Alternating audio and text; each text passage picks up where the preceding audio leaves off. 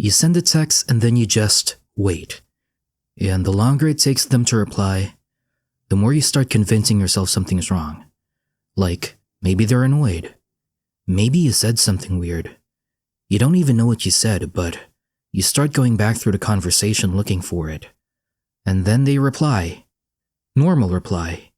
And you spend the rest of the day trying to figure out what that tone was. I don't know. Maybe that's just me. But I don't think it is. And the thing is, when you care this much, you genuinely don't think it's a problem. Because from the inside, it just feels like being a normal person.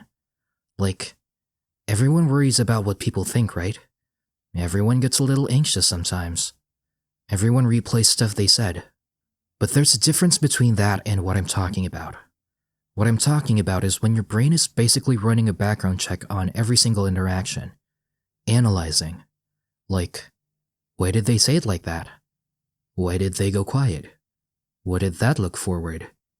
You can't just let it go. And the craziest part is, most people doing this have no idea they're doing it. They just think they're, I don't know, a thoughtful person. Or sensitive. They don't realize that what they're actually doing is handing over their whole sense of self to whoever they happen to be around that day. And it starts early. Like, really early.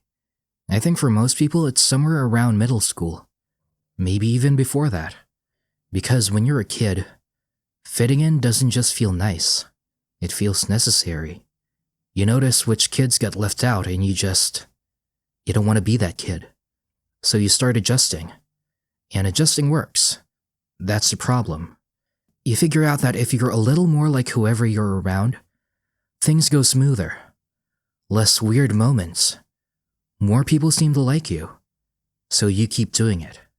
And then by the time you're like 19, 20, 21, you've been doing this for so long that you've got a different version of yourself for basically every situation. One for your close friends. One for acquaintances. One for people you want to impress. You're switching between them without even thinking about it.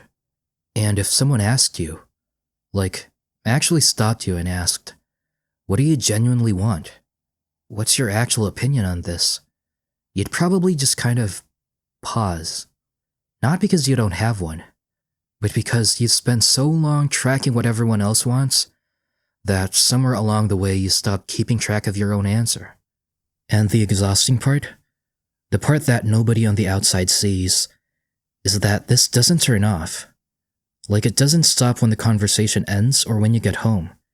You'll be hanging out with people, seeming totally fine, and inside you're just going through everything. That thing you said an hour ago, that look someone gave you, whether that joke landed or didn't. You can't just be in the room. You're always also watching yourself be in the room. And what makes it worse is that people who do this are usually pretty good at hiding it. So on the outside you seem fine, confident even, which means nobody ever really checks in. Because why would they? You seem okay. You're not okay. But you seem it. That's kind of the whole problem. I watched someone go through this pretty closely, and I think about it more than I probably should. This person, honestly one of the most adaptable people I've ever met. Like, genuinely. They could walk into any group and within maybe 10, 15 minutes seem like they'd been there the whole time. Different energy. Different references. Different version of themselves depending on who they were with. And at first I just thought, oh, that's just a social thing. Some people are like that. But then I started noticing that when it was just us, one-on-one, and I'd ask something simple, like, where do you want to eat? What do you want to do? They'd just go quiet. Not momentarily quiet. Actually unsure. Like the question didn't really compute without someone else's preferences to anchor to first. And then at some point they got left out of something. Group plans, like 12 or 13 people. And they just weren't in the chat. And they were devastated.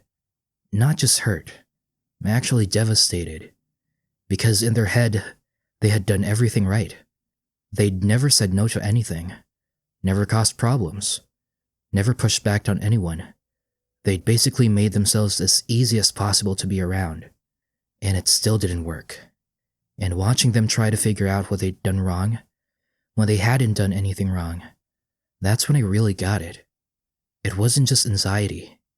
It was years of energy put into a version of themselves that wasn't even real, and they were still losing. Here's the thing nobody really says out loud. Caring this much doesn't make people like you more. It just makes you easier to take for granted. Because when you're always available, always agreeable, always saying yes to everything, people stop seeing that as a personality. They start seeing it as just like, that's how you are. You become the reliable one, the low maintenance one, the one who never says no. And that sounds fine until you realize that your actual preferences, your limits, what you actually want, none of that is really in the conversation anymore. And the people you're stressing about impressing, genuinely, most of them are not paying that close attention. You're up at 2 a.m. analyzing a 3-word text. They forgot they sent it. You're performing for an audience that already went home. So what do you actually do? And I'm not going to give you like a 5-step thing because I don't think that's how this works. I think it comes down to getting honest about what question you're asking yourself. Because most of the time, the question running in the background is, what do they think of me right now? And everything you do is basically just an answer to that question. The shift, and it sounds simple but it's not, is learning to stop and ask, does this person's opinion of me actually affect my life in any real way?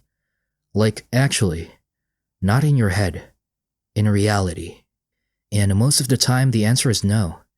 It's a classmate you barely know. A coworker you'll probably stop seeing in a year or two. Someone you met once. They're not your future. And even when the stakes are real, making yourself smaller to fit what you think they want, that's not a strategy. That's just fear. But polite. The other thing is just noticing what it costs you. Not in a dramatic way. Just every time you apologize for something that isn't your fault.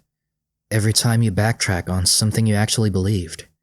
Every time you say yes and you mean no. Those add up. And what they cause is you knowing who you actually are. That's not nothing. Anyway, I hope something in there was useful. Or at least felt familiar. And I think this is one of those things that a lot of people in their early 20s are dealing with, and nobody's really talking about it directly. If you're new here, subscribe. Genuinely appreciate it. And if something resonated or if there's something you want me to talk about next, just drop it in the comments. I read them. I'll see you guys soon.